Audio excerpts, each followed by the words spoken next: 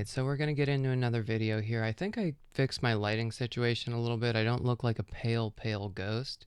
I woke up with this wonky eye over here, and I didn't get punched in the face, and I didn't get stung by bees, so please just don't look at my weird eye. Um, if you've watched my previous videos, you kind of know where my hormone levels kind of range. I've discussed it pretty openly, but I want to start with this because it kind of segues into some of the news that I want to cover. Now, the news that I have in this video isn't super new.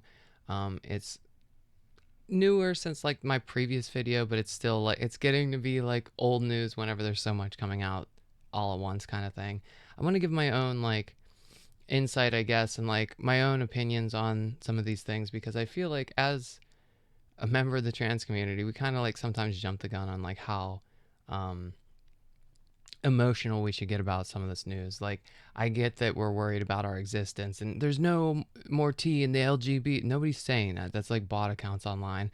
But at the same time, a lot of us have a fear about what's going on in the world, and it doesn't look good. It definitely doesn't look good, but I think you know, there's still a little bit of hope that we might be okay. I mean, it's just so this video is more going to be a little bit hopeful, I feel by the end of it. But yeah, I wanted to say with my hormone levels, my testosterone measures 3 to 7 times less testosterone than a healthy adult female.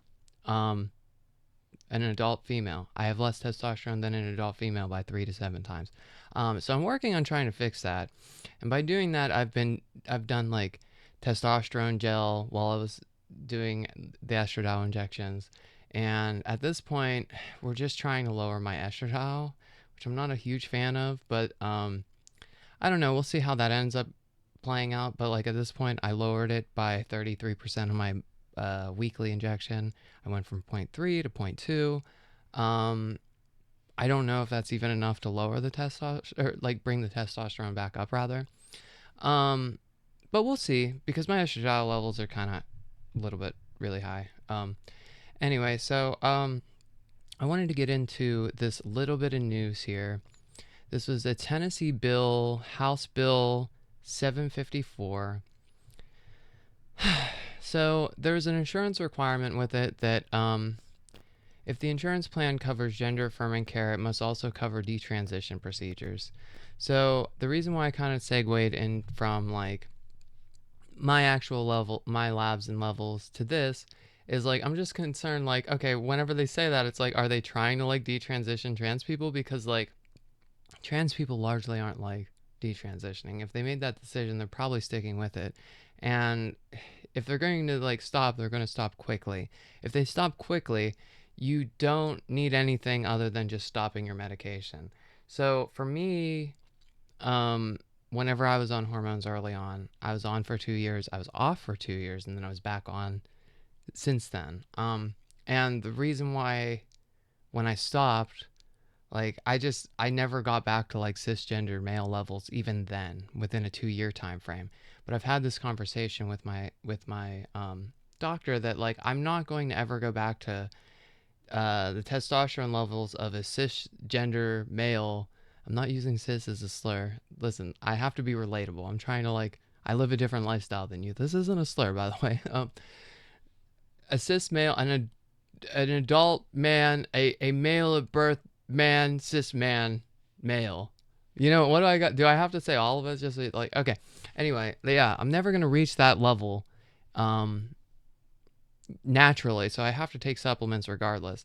So wouldn't you think if I had to take supplements now to maintain a healthy hormonal balance that I would stick with the one that's been working for me, that I know is the better path for me kind of thing? Because I'm not great on testosterone. I have horrible body sweats. I have this hyperhidrosis, this terrible stinky sweats, and I think it plays into my autoimmune condition. And I kind of almost hit the nail on the head, but it's not the perfect treatment. But at the same time, I don't know how I kind of nailed it. I mean, I just knew what I needed to do to nullify and negate the brunt of these terrible kind of side effects. But anyway, Yeah, it was just, whatever. I'd love for them to come out with an autoimmune cure specifically for the thing. But anyway, getting back to what we're talking about. So, yeah, the detransition procedures, it's just like, okay, it just feels like, are they trying to get trans people to detransition? And so, like, it can raise costs of like insurance, and it makes insurers less willing to offer transition coverage overall, kind of thing. Mandatory reporting of trans healthcare is another part of this bill. um, it clinics to report data on every transition procedure, including age, biological sex, location, and treatment details. Public reporting of that data. The state would compile and publish a statewide report based on that data. Combining details like county, age, and dates could all make the person identifiable. It's really early in the morning. I can't read. I have a second grade literacy level. I'm like the average American. I can only read at the sixth grade level, so bear with me. I have no internal dialogue, so it's really hard for me.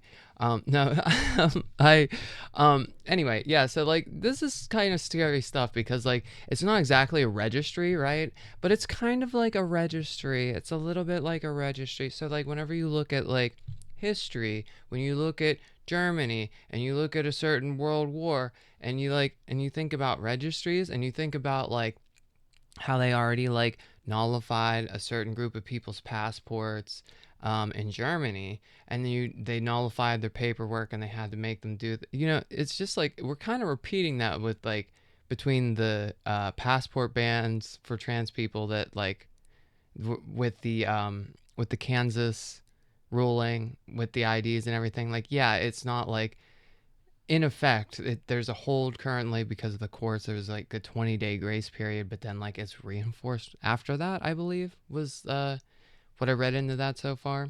But like initially, there wasn't any sort of grace period for like these people to get to the DMV and just change their records or whatever. It's just like, but also heavier penalties and fines for doing. So it's just like, it does feel like there's like a heavy erasure that they're trying to do of the trans community. And I get it if I was a sad old man and I wanted to erase a community, I guess. Um, but like that's kind of how it feels like. That's kind of how it feels to exist as being trans anymore. And like again, I do have to apologize to like anybody that started their transition in the past 2 years. It hasn't always been like this. We haven't always lived this fearful, right? Um, so this Tennessee bill is really kind of ridiculous, right? In my opinion, there's a lot kind of going on with it, but at the same time, um, it passed the House. So I wanted to explain this specific part of it. If you don't know the legal system, each state has like a House, a Senate, and then it has the governor that signs whatever, and it's kind of like every state has a little tiny president, right? So in Tennessee, it passed the House, so it's going to the Senate, so it has to be reviewed by the Senate. This is usually like a week or two after the House passes it. So once it gets to the Senate, is it going to pass? Well, yes, because it's largely Republican based, and the Republicans want us dead. And I don't like to get political. I've said it a million times before, but I have to clearly address that like Republicans want trans people just dead, gone out of civilization. They want us to suffer. And then the Democrats kind of maybe sometimes want to support us if it helps them in the polling, maybe. So that's kind of where we're at. Like it's not fun being politicized and like needing to like hope for the best will of like a certain group to maybe sort of possibly. Anyway, it's really been fun. Yeah, so like it's gonna it passed the House. It's probably gonna pass the Senate. So the governor, are they gonna sign it? Well, more than likely, yes. So once that's done, then it's a done deal, right? It's in new effect. It's now a thing, and everybody's on a registry. Well, it's not exactly that easy because like these things are typically challenged in courts, right? So the bill raises serious legal issues like medical privacy, equal protection, and potential discrimination in healthcare address. So that means it could be blocked before it takes effect, or parts of it could be struck down later, and it could be like kind of like completely nullified in the courts before it ever like takes law essentially. And that's kind of how things go state by state. And so when we see like some of these really, really crazy laws, this is like what you would expect and hope that ends up happening. But like the issue with like all of this is like they're throwing as much as they can to the wall against trans people just to see if anything sticks. Once it works on a state level, then they take it to like the Supreme Court. The Supreme Court can then make the ruling to like apply it elsewhere, to my understanding, right? I think that's how it works. I learned a lot about like politics. I shouldn't have to have. I mean, this is just a clown show. It's sad. It's like politics are very stupid, and I mean, it's just like, but like it's also kind of like necessary to like pay attention. So it's like it's exhausting. It's exhausting. Like I'd much rather be doing something else with my time. So yeah, I just wanted to explain that little bit of detail of like this, just because I feel like it's important to understand that like, yes, when you see like the House pass this or that, it doesn't mean that it's law. If you see that the Senate passed this or that, it doesn't mean it's the law. And then if you see that, you know, it was signed in the law, it doesn't mean that it's not going to courts and being challenged by advocacy groups, etc., right? So another thing that I wanted to discuss is the U.S. Department of Health and Human Services was ruled by a court that they went too far trying to restrict care on trans youth. This is good news for the trans adults out there, because this kind of makes me feel like we have a little bit more strength and protections of just like making sure we have access to our coverage, our hormones, like medically necessary treatments being, you know, implemented kind of thing, rather than it being just like a total like, we got away with this with children, we're going to do it with you as well. Like that's where the fear in most trans adults come from, whenever it's always been like, it's never been about kids, it's been about hurting people, and they're trying to come after us next. Like they could start easily because you can pick on children very easily. You can just like, you know, you can but you know, like that's kind of how how that feels or looks anyway to me. But yeah, so like the thing about this that is neat is like it shows that the courts are willing to block federal interference in trans healthcare. It makes it harder to expand similar restrictions to adults, and it reinforces medical decisions aren't easily controlled by executive action. So again, this doesn't mean that like the trans community is completely scotch free out of the water, like no more like worrying kind of thing. I'm sure there's gonna be more. I'm sure there's gonna be a lot more. I know there's something about in April with ICE being able to do something. Oh, I forget. I know there's more, but yeah, mainly I just wanted to cover these things right now. I'll probably talk about this other stuff in a future video. Why not? I love rambling. Um, it does like kind of give me a little bit of hope that like maybe there's like, you know, maybe there's actually some law of the land left that like basic human rights are kind of protected. There was like a transgender bill of rights that was proposed, but like the issue with that is it would have to go through the House, the Senate, and then like the president would have to sign it, kind of thing. I don't see that happening.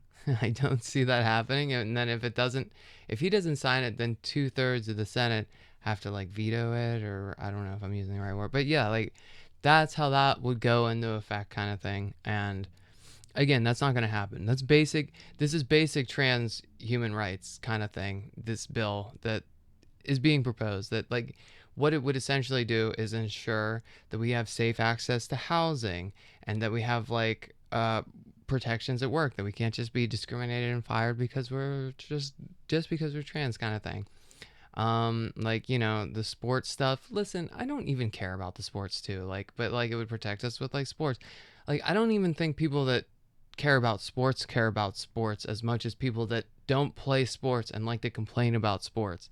Um, I've never seen like, my opinion on like the sport thing, right? I'm gonna say this many more times. I feel like is that people that get so bent out of shape about trans people, like trans women in women's sports kind of thing, are the same people that like talk down about the WNBA and stuff. Like, I mean, I feel like they're this like the same people, but they just can't make up their mind. They just like complaining.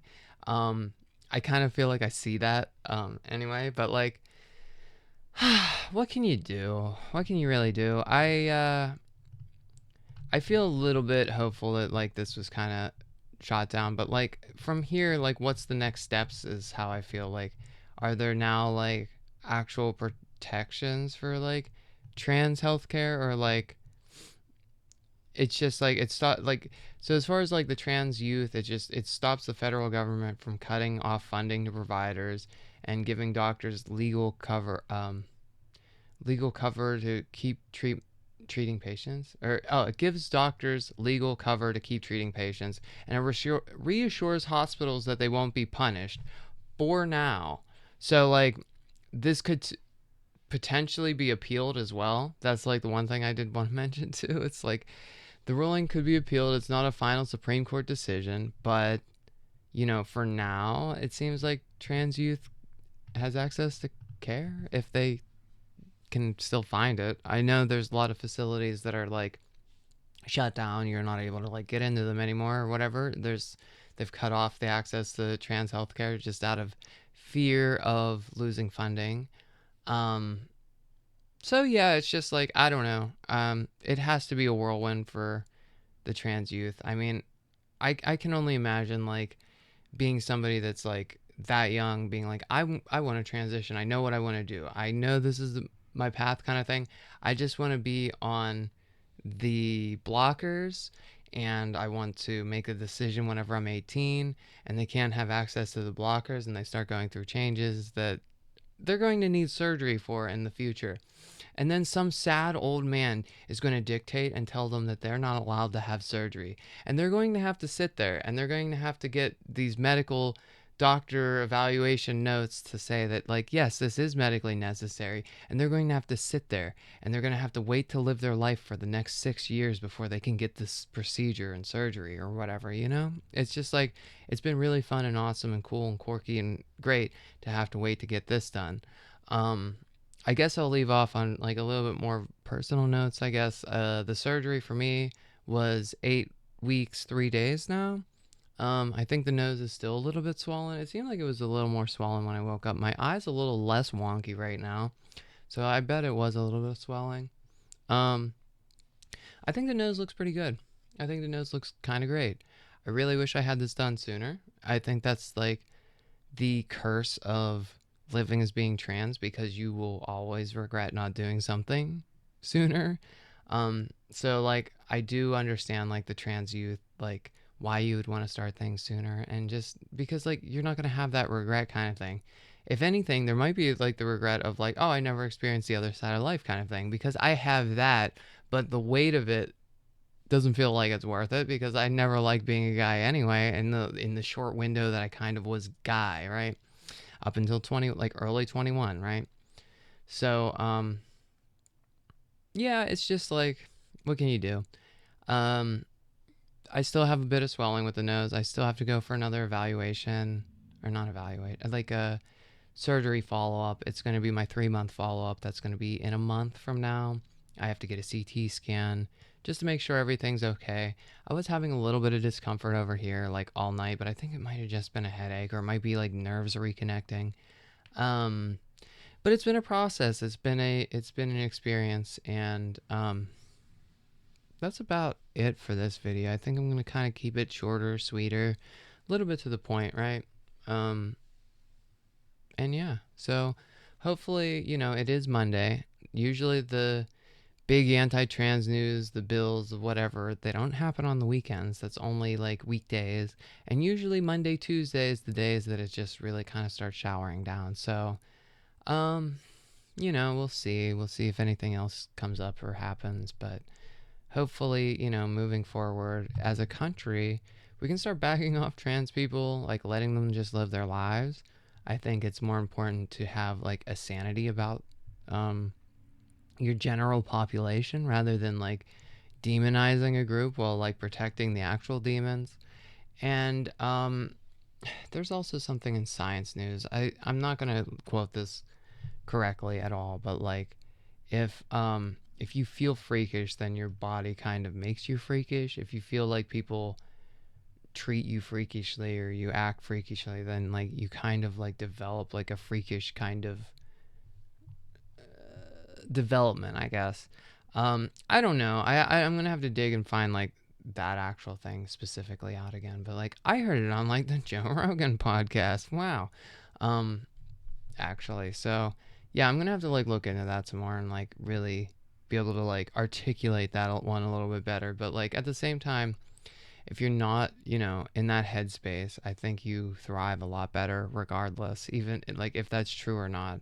I think to be able to be yourself, to just be confident in your own skin, to go about your day, even if you're clocky in public or whatever it may be, it's better to live your life. It's better to get out there and just exist and be a decent person. I know it's hard whenever it feels like everyone's against you.